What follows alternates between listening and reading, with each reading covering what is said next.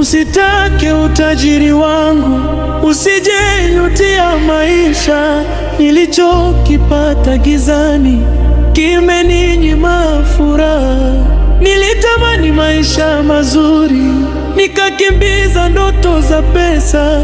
Sikuona giza nyuma yangu, nikapoteza nilichopenda.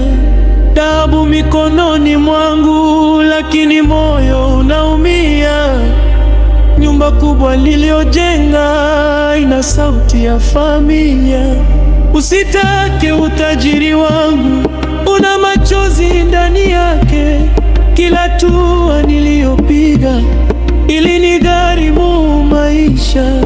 Niliitwa na sauti ya chini, ahadi tamu za haraka, lakini bei yake kubwa ni damu ya ninawapenda. Usiku unanizungumza, majina yao yananirudia. Nilibaki na mali tupu, roho yangu inaumia.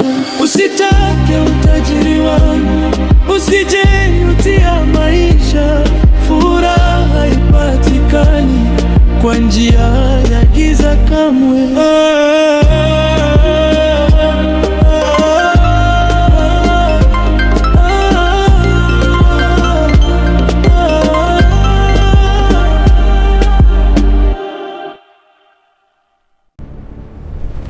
Mama Salum, tuondoke haraka. Kuna tatizo kubwa. Mama ni mgonjwa sana. Unamaga. Mama mgonjwa. Ndio Mama Salum, hanza sini matahi.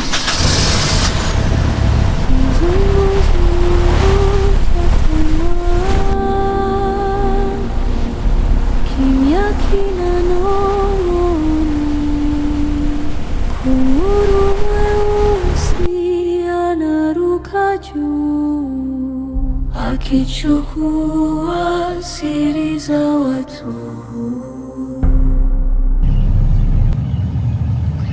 Kwani alikuwa akisumbuliwa na homa yoyote? Hapana, nimetoka kuongea naye leo asubuhi.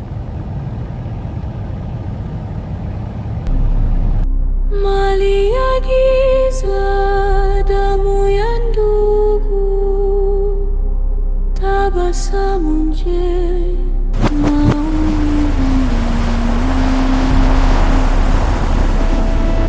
Kunguru mweusi anaona yote. Mama! Kwa kweli umefika hatua hii? Kwa tamaa ya mafanikio umeamua hata kumwasi Mungu? Mganga huyo amekupoteza mama. Ushirikina umeharibu familia yetu. Tamaa imekupoteza mwelekeo wako mama. Yaani ili upate mafanikio ulale na mwanao. Hivi una akili timamu kweli? Leo umenivunja moyo kuliko mtu yeyote duniani. Wala hustahili kuitwa mama. Wanaume wangapi hapa mtaani umekuwa ufuata kwa matumaini ya kupata mafanikio? Leo itazama maisha yako mama. Huna rafiki wa kweli. Niambie sasa, katika yote hayo umefaidika na nini? Watu wote hawataki kushirikiana na wewe mama. Bado mpaka leo hujafikiria sababu ni nini? Bado. Kwa hiyo Salum, wewe unajifanya unanijua sana mimi, si ndio? Wewe ni hali ngumu ya maisha tunayopitia. Unadhani mimi napenda kuishi maisha haya? Tazama nyumba hii tunayoishi. Sawa. Lakini si kwa hatua uliofikia mama. Ni hatua mbaya sana. Siwezi kufanya huu ujinga wako. Unasema ujinga? Kwa hiyo mimi ni mjinga, si ndio? Mimi niyekuweka tumboni miezi 9? Leo hii mimi ndiyo mjinga. Wewe umeshakula raha zako. Wacha mimi nijijenge mwenyewe. Usinipotezie mwelekeo wangu. Nimetafuta. Nimejipatia kibanda hiki. Nimekupatia hifadhi. Tazama chumba hiki. Mimi nalala pale sebuleni. Ile ulai hapa kwa amani. Kwa hiyo unanikashifu? Kweli zizi lako la kufugia nguruwe? Hii ndio nyumba unayojivunia? Hii ndio nyumba unayotaka nisikie fahari kuishi? Kama hili ni zizi la nguruwe, toka kwangu sasa. Nenda kwako. Wewe umenifukuza mimi? Mimi mama yako? Baada ya yote niliyokufanyia? Salum, kwa nini unanifanya hivi? Kwa nini unielewi? Kwa nini? Mtoto nikuzae mwenyewe kwani? halafu nikushindwe. Hili litawezekana tu na kwenda kutumia plan B. Kunguru mweusi anaruka juu akichukua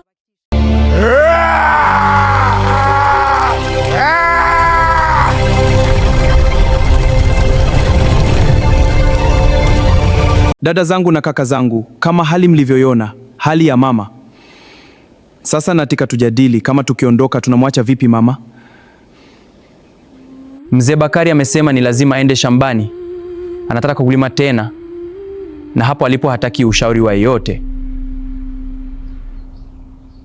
Kaka mkubwa, bila shaka umesikia maneno ya Rahim. Pia tumejadili mengi kuhusu safari ya Rahim. Na hali inaendelea hapa nyumbani. Lakini kwa nini baba hataki kuzungumza na sisi watoto wake? Tujadili pamoja, tupate maelewano. Na hali hii iliyomkuta mama ni kwa sababu tu ya habari hii mpya ya baba kutaka kwenda shambani. Na Rahim naye anaondoka. Je, mama yetu ataishi vipi hapa nyumbani ikiwa hakuna mtu mwingine wa kuishi naye hapa? Lakini la msingi kwangu, kwa nini baba amefikiria hili la kurudi shambani? Mimi naomba nichangie. Kabla kaka mkubwa hujaongea chochote, nilimpigia simu baba kabla sijafika hapa na alisema kuwa halidhishwi na maisha anayoishi. Anataka tafute pesa kwa jasho lake mwenyewe. Amechoka kutegemea sisi watoto wake. Anataka kumiliki gari kwa sababu amechoka kutembea kwa mguu. Pia anataka kuishi maisha mazuri kwenye nyumba kubwa ya kifahari. Sasa dada, mimi naona kabla sijaanza kuongea, wacha tumtafute kaka Naseb kwanza, tuweze kuongea naye pamoja. Nimejaribu kumpigia. Alisema hajapata sehemu nzuri ya utulivu. Nadhani naweza kumtafuta tena kwa muda. Yupo nchini Kongo kikazi. Halo. Habari kaka. Umepata nafasi nzuri sasa? Ndiyo dada. Nimepata nafasi. Nadhani tunaweza kuongea. Naomba uniunganishe tuongee live. Nenda kwenye gari langu. Chukua laptop yangu. Ulete hapa haraka.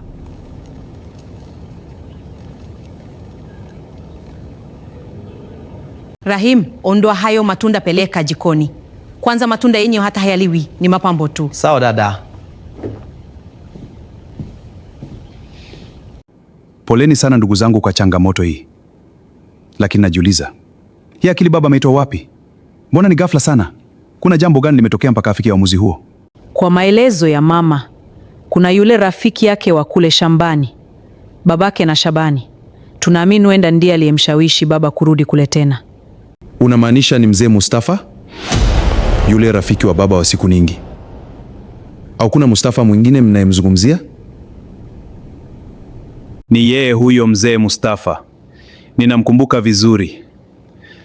Ndio huyo rafiki mkubwa wa baba wa siku nyingi. Huyu mzee Mustafa ana shida gani na familia yetu? Ameshasahau nilimpiga marufuku wa karibu na mzee Bakari? Bado anaendelea kumfuata. Kaka Naseb, tunatakiwa kwa makini na mzee huyu sana.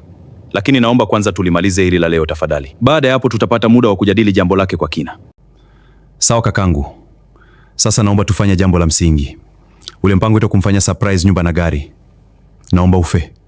Nadhani umefika wakati ya baba kujua ukweli. Naomba mumchukue. Mjulisheni ukweli wote. Kisha mpelekeni pale. Akaangalia ujenzi unavyoendelea. Nami nakiona kwa macho yake mwenyewe. Atabadili mawazo yake. Sawa kaka. Tutafanya hivyo sasa hivi. Nadhani umefanya uamuzi sahihi. Tutamchukua na kumjulisha kila kitu. Na tutampeleka kaone kila kitu kwa macho yake mwenyewe. Mwende mkamkabidhi nyumba yake leo hii. Na lile gari, nadhani kesho litaweza kufika hapo. Ongeze haya. Nitaongea na mtu alete hapo nyumbani. Ndugu zangu, bila shaka amesikia maagizo. Nadhani hii inaweza kusaidia kubadilisha akili ya mzee Bakari. Tunaweza kufanikisha jambo hili leo. Rahim, nenda kaonge na baba. Tuondoke haraka.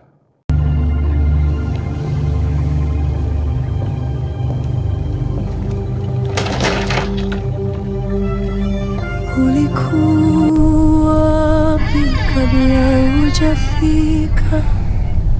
mbona dunia ilikuwa tulivu. Sitaki tena kukuona mazoea na baba yangu. Wewe una maadili yote, unampoteza baba yetu. Siku ukirudia na kufa na wewe. Mzee Mustafa, sikuwahi kufikiri ningesikia jina hilo tena. Yote ninayowasiwasi sana, lakini niwaza tuhakikishe baba yuko salama. Sasa naomba sisi watatu tuondoke, tuende site, twende tukamkabidhi baba nyumba yake. Nyewe wanawake wote mtabaki hapa na mama. Rahim, wewe pia utabaki hapa. Twendeni haraka.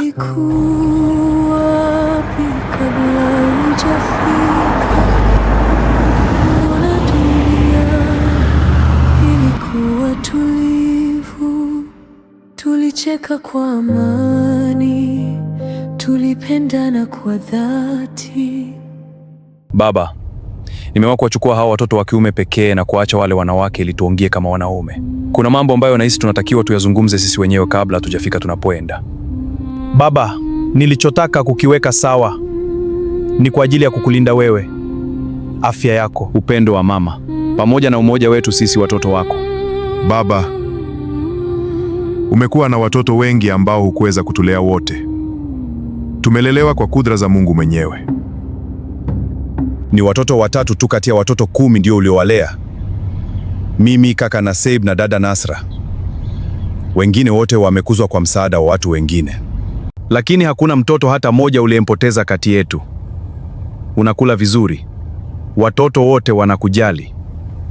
Na wote tuna maisha mazuri. Hakuna mtoto hata mmoja anayemomba mwenzake msaada wa pesa. Wote tunatatua matatizo yetu kwa kipato chetu.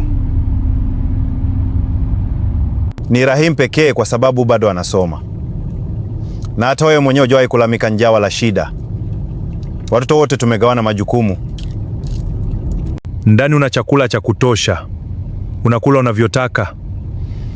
Umetujengea misingi imara. Na tumekuwa watu wapole na wasikivu. Watoto wote tupo kwenye ndoa. Hakuna hata mmoja msumbufu. Wote tuna familia zetu na maisha yetu. Hebu tafuta kwenye familia nyingine. Kama wazazi wanaishi kwa furaha na upendo kama wewe unavyoishi na sisi. Tuliamua kukuficha ujenzi wetu, kama kukufanyia surprise tu. Siku itakapokuwa imekamilika uone. Lakini umeanza kutuvuluga. Tumeamua kukupeleka kwenye ujenzi ili uamini kuwa sisi tupo na wewe, kwenye kukutunza na kukufurahisha.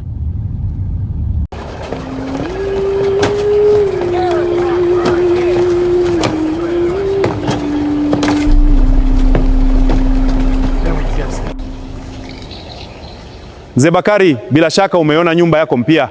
Nadhani sasa umeelewa nini kinaendelea hapa. Hapa shikilia vizuri. Sawa, nashikilia. Rangi nashika vizuri.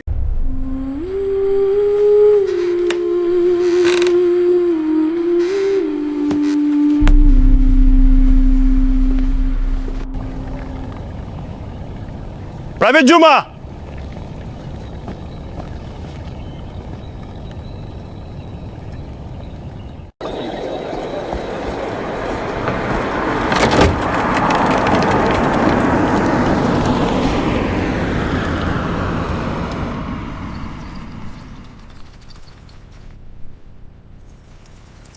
Simamisha hapo. Ni huyu hapa ndiye ninayemhitaji. Emmanuel, naomba uipeleke gari pale nyumbani kwa Mzee Bakari kesho asubuhi saa 2. Na utamkabidhi funguo na kila kitu kinachohusiana na gari hilo. Sawa boss. Nitafanya hivyo kesho. Nitapeleka gari mapema. Na nitamkabidhi kila kitu kama ulivyoelekeza. Habari za jioni Mzee Mustafa. Habari yangu mzuri. Bila shaka huwezi kuikumbuka sauti hii. Naitwa Naseib Bakari Jumane. Oh. Naseib, habari za siku nyingi? Mzee Mustafa, na kukumbusha mara ya mwisho kuisikia sauti yangu, maneno gani niliongea kwako? Ninakumbuka sana. Kama unakumbuka, naomba nikazie tena pale pale. Hii ni onyo langu la mwisho kwako. Sitokupigia simu tena kuongea na wewe. Acha mazoea na babangu, jali maisha yako.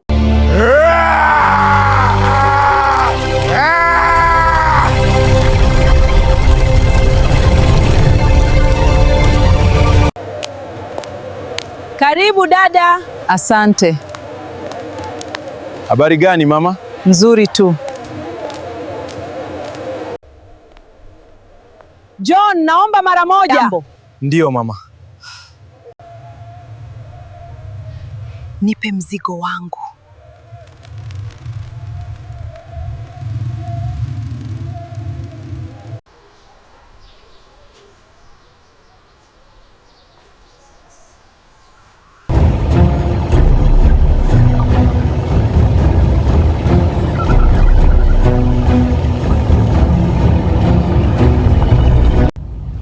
Rahim, naomba hii ikawe njia ya kufungua milango yako ya mafanikio kwako na kusihi hekima, busara na usikivu.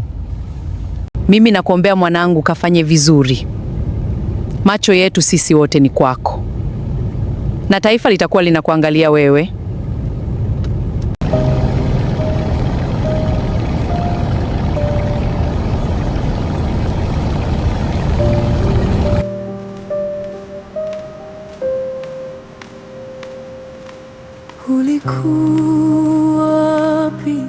Sasa nadhani muda wetu wa kuagana tayari umefika.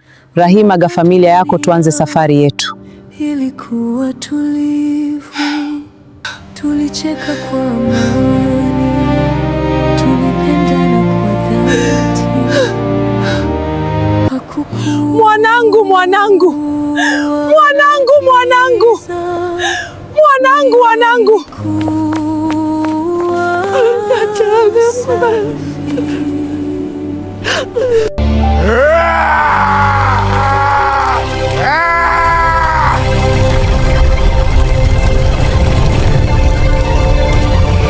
Mzee Bakari, gari yako ni hii, na documents za gari zote zipo humu kwenye bahasha pamoja na funguo zake. Kizunguzungu cha tamaa, kimya kinanong'ona. Hakika ndio gari ya mjini sasa. Huu mwaka ni wa kwangu akichukua siri za watu, mali ya giza, damu ya ndugu, tabasamu je, maumivu ndani, kunguru mweusi anaona yote, usiku wake hauna mwisho.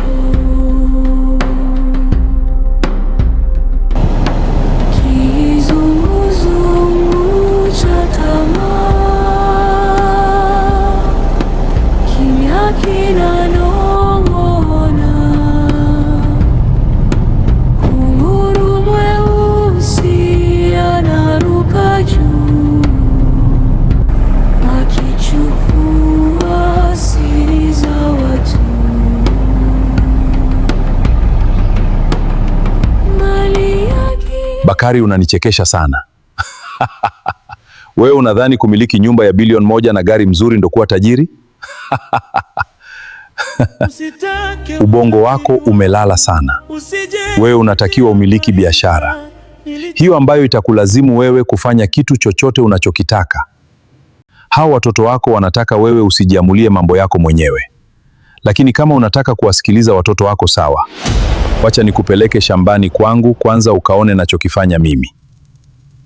Ebu inuka twende shambani, tutarudi haraka. Usitake utajiri wangu, usijejutia maisha nilichokipata gizani, kimeninyima furaha. Nilitamani maisha mazuri, nikakimbiza ndoto za pesa, sikuona giza nyuma yangu, nikapoteza nilichopenda. Dhahabu mikononi mwangu, lakini moyo unaumia. nyumba kubwa niliyojenga ina Bila shaka umejionea mwenyewe hali halisi, na nina imani umejifunza kitu kipya. Nimejifunza mambo mengi sana sasa, nimeamini kile unachomaanisha. Hongera sana kwa juhudi zako. Usitake utajiri wangu. Lakini sio lazima niwashirikishe watoto wangu. Naweza kufanya kwa siri kubwa, hasijue mtoto wangu yeyote. Baadaye watanisifu sana. Watoto wangu wamepanga kunipatia 1.5 million kila mwezi. Nadhani hii inaweza kunisukuma kufanya jambo langu. Hapo sasa umeongea kiume. Huo ndo wanaume sasa. Usitake utajiri wangu, usijejutia maisha nilichokipata gizani. Kuna kijana alikuwa anaishi pale nyumbani akifanya kazi za usafi na shughuli nyingine za kila siku. Lakini sasa ni karibu wiki 2 tangu aondoke.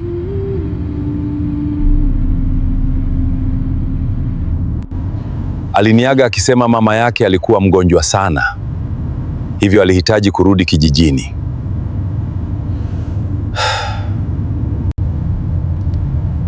Tangu aondoke, nyumba imekuwa haina mtu wa kusaidia kazi za kila siku, kwa sababu ile nyumba hakuna mtu mwingine anayeishi, ipo tu peke yake. Ndiyo maana nimeamua kukuleta wewe hapa.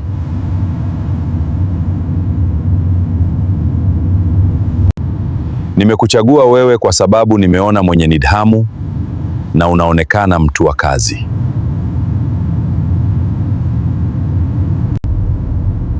Asante sana mzee Mustafa. Nitajitahidi kufanya kazi kwa uaminifu na kwa bidii.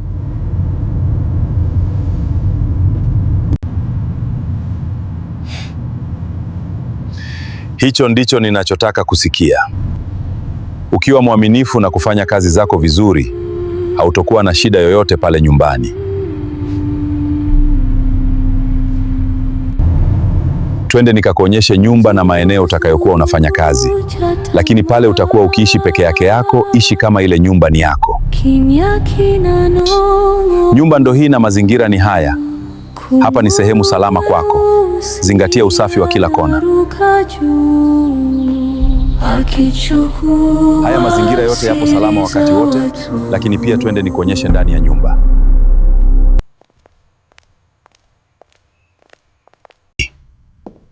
Pamoja na vyumba vyote nilivyokuonyesha, hakikisha vyumba hivi vimefungwa wakati wote.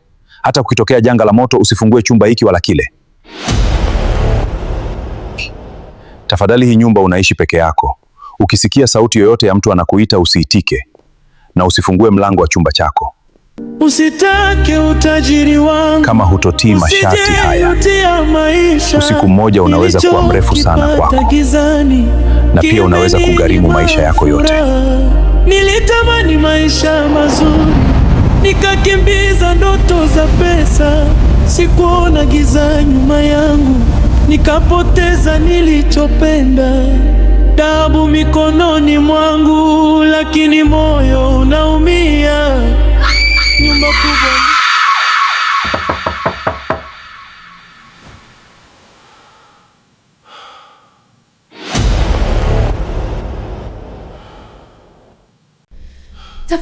Tafadhali fungua mlango. Mimi na Janet. Naomba fungua mlango. Tafadhali nisaidie. Kaka, naomba msaada wako. Tafadhali naomba unisaidie. Naomba usiniache kuja. Naomba tafadhali niruhusu niingie ndani. Kaka, naomba tafadhali, naogopa sana. Naomba ingie ndani.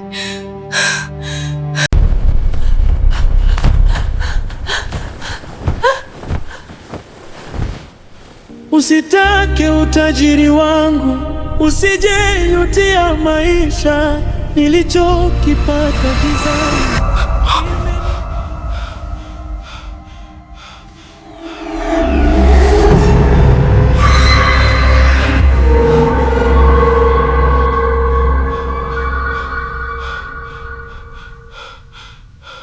Wewe ni nani?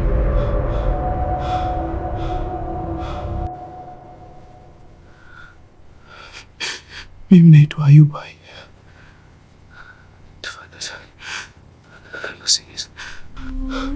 Umekuja kufanya nini kwenye nyumba yangu? Ni nani aliyekuruhusu kuingia hapa? Kizunguzungu cha tamaa, kimya kinanong'ona, kunguru mweusi. Naomba usinizuru.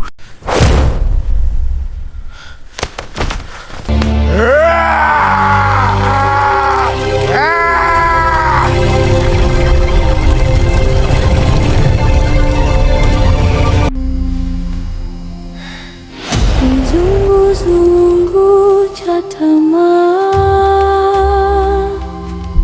kimya kinanong'ona, kunguru mweusi anaruka juu, akichukua siri za watu. Mali ya giza, damu ya ndugu, tabasamu nje, maumivu ndani. Kunguru mweusi anaona yote.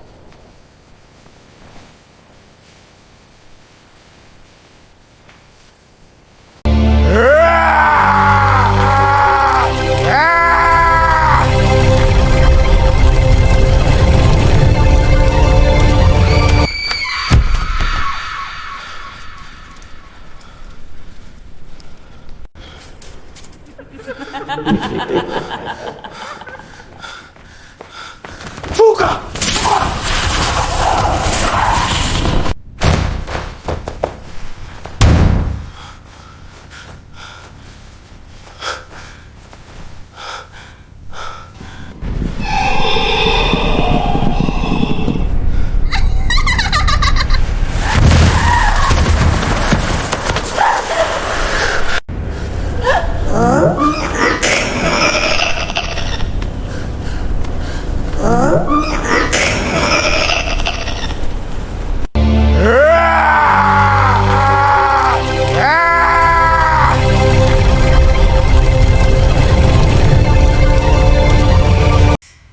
Jamani mama, huyu mzee Bakari mbona anakuwa kama mtoto mdogo? Sasa wamekwenda wapi na huyo mzee Mustafa? Mama, mimi naona mzee Bakari hasituchanganye. Sasa tuache kufanya mambo yetu ya msingi, kuanza kumwangalia yeye mtu mzima. Mama, ngoja nimpige kaka Nasib. Ndo anamweza. Sisi wengine anatuona kama tunampigia makelele tu. Hawezi kutuelewa. Fanyeni haraka. Nataka kuwahi ndege niwahi kwenda Tanzania. Sawa afande.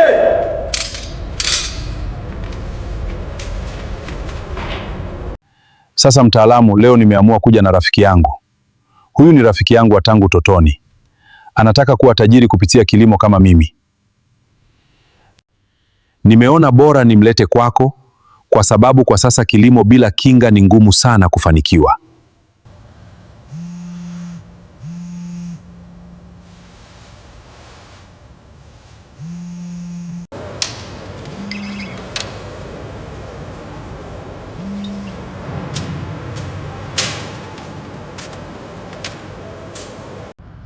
Kaka Nasibu, huyu baba yako mzee Bakari anatuchanganya sasa.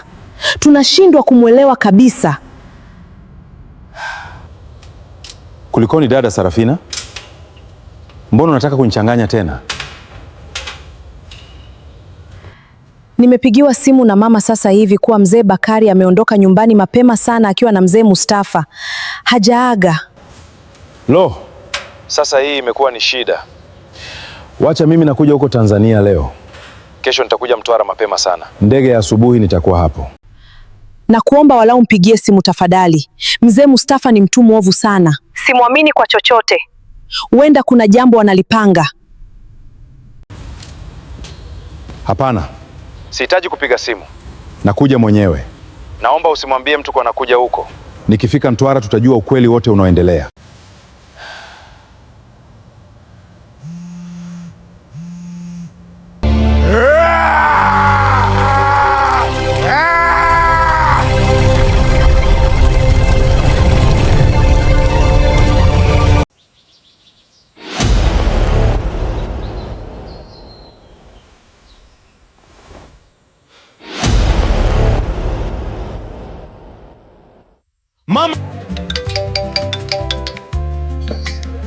Umehamka mwanangu? Mama, umefanya nini? Nimefanya nilichopanga kukifanya. Huu ujinga wako utafanya tulaaniwe na Mungu. Mbona unanifanyia manyanyaso haya mwanao? Nimekukosea nini? Sawa. Bila wewe kusema, naona una watoto wako wawili wakubwa ambao wana sauti sana kwako, si ndio? Ndio, watoto wangu hao wawili. Mmoja ni mwanajeshi na mwingine ni wakili wa serikali. Bila kuwadhibiti hawa watoto wako, huwezi kufanya chochote kwenye shamba lako, hata kama utatumia pesa nyingi. Lakini kuwadhibiti kwake ni kuwafanya wao wawe walinzi wa mashamba yao kama vile walivyokuwa walinzi sasa hivi. Wewe ni mwanangu, nimekuzaa mwenyewe. Ningeamua kukunyanyasa usingefikia umri wako huo. Acha kulalamika. Mimi ndio ninaamua. Na kuacha basi uishi peke yako. Siwezi kuishi na kiumbe kama wewe nyumba moja. Wewe ni zaidi ya mnyama na sikuamini kwa lolote kuanzia leo. Kama unataka kuondoka sawa, lakini shati la mganga nimeshalitimiza. Najua ipo siku utarudi tu. Utanikuta nimejaa tele kama maji ya mtungi.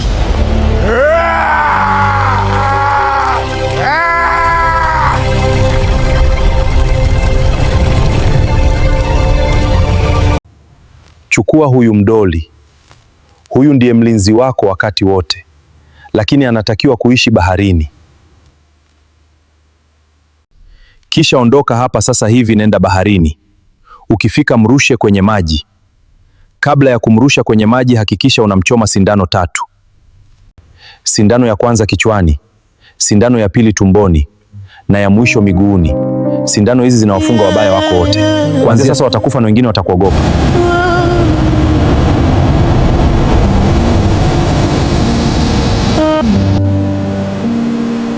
Usitake utajiri wangu, usije jutia maisha. Nilichokipata gizani kimeninyima furaha. Nilitamani maisha mazuri, nikakimbiza ndoto za pesa. Sikuona giza nyuma yangu, nikapoteza nilichopenda. Are you all right? Damu mikononi mwangu, lakini moyo unaumia. Nyumba kubwa niliyojenga ina sauti ya familia. Usitake utajiri wangu, una machozi ndani yake. Kila hatua niliyopiga ilinigharimu maisha. Niliitwa na sauti ya chini, ahadi tamu za haraka, lakini bei yake kubwa ni damu ya ninawapenda. Usiku nanizungumza, majina yao yananirudia. Nilibaki na mali tupu, roho yangu inaumia. Usitake utajiri wangu, usije jutia maisha. Furaha haipatikani kwa njia ya giza kamwe.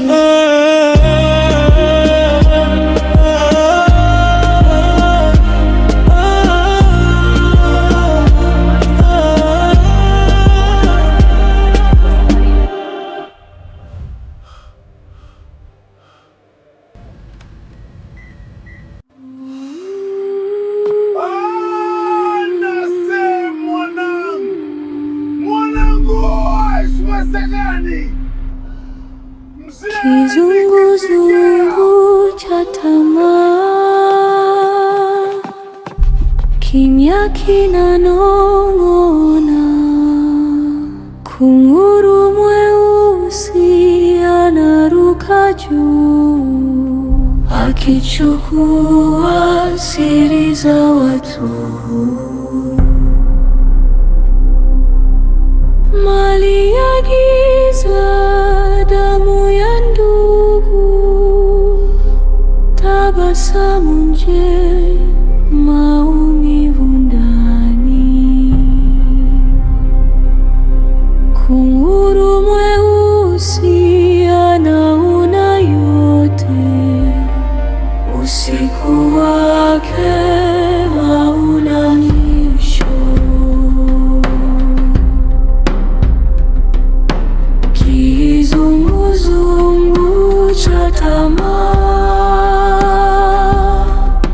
kimya kinanong'ona,